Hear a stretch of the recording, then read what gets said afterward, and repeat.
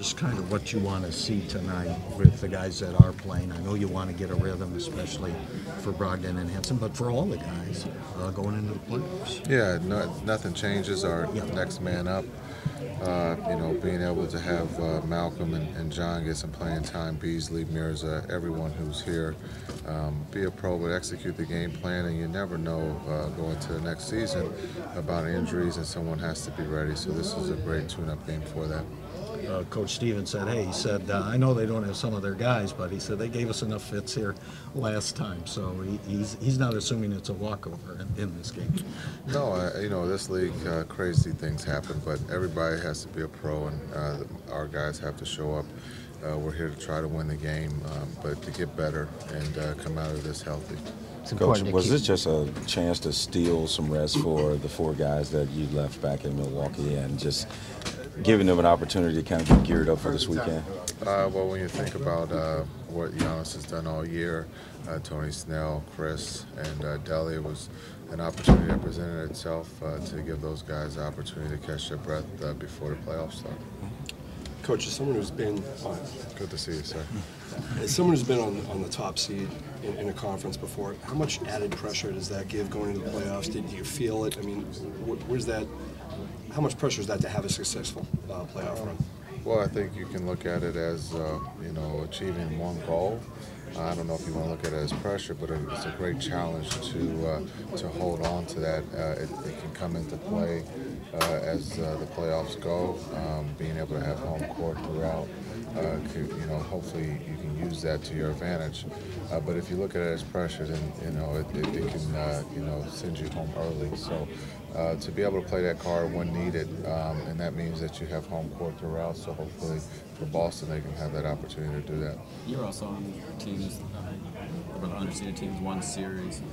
What are kind of, I guess, the keys to that? And when the playoffs start, do teams kind of almost forget about, you know, like 6-3, 7-2, or whatever? Yeah, I think the seeding is just to tell you who you're playing. Everybody's 0-0 is the first team to 4, and you know, a lot of times, you know, there could be upsets. There's been 1-8 upsets. You know, there's every lower seed has beaten an upper seed at some point, but it's just a matter of you playing your best basketball at the right time, and you're healthy. And the ball, you have to have some luck where the ball bounces your way, and hopefully that could be us this year.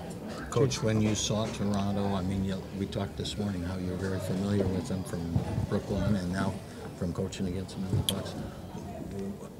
How tough are they? Some people said they might be the toughest matchup for you guys in the East. They're tough no matter who they're playing. They have, you know, they're well coached with Casey. They understand. They've been together through the battles, so they haven't. There's nothing new that you can throw at them. They have a core. Yeah. They've added a couple veteran pieces.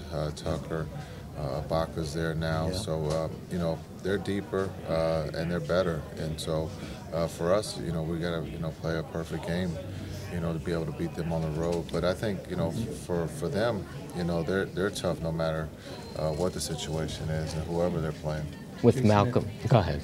No. As the season's evolved, how much more have you learned about Giannis and your relationships involved and everything? Just the way game he's at and how much you learned about it? Yeah, I think you know, Giannis is a special, you know, person, not just you know, on the floor, but off the floor, and his will to be not just good but great.